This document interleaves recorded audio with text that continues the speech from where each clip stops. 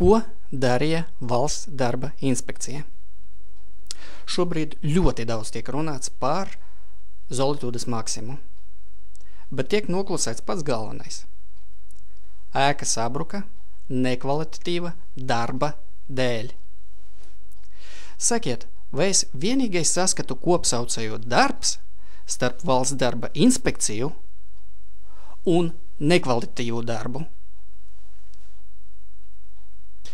Kāpēc Valsts darba inspekcija var pārbaudīt tikai to, vai cilvēks legāli strādā? Kāpēc Valsts darba inspekcija nevar pārbaudīt, vai šīs cilvēks pamatoti ieņem savu amatu? Šobrīd tiek lemts par birokrātiskās iekārtas atgriešanu. Respektīvi, mums atkal būs uzraudzība.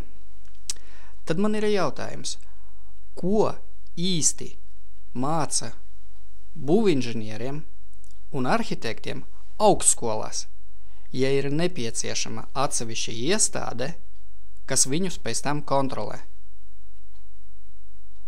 Vai tad birokrātiskās iestādes galvenais uzdevums nav uzturēt liekēžus un pie nepieciešamības atdzīvināt tādus politiski mirušos kā Einars Repše un Šlesers?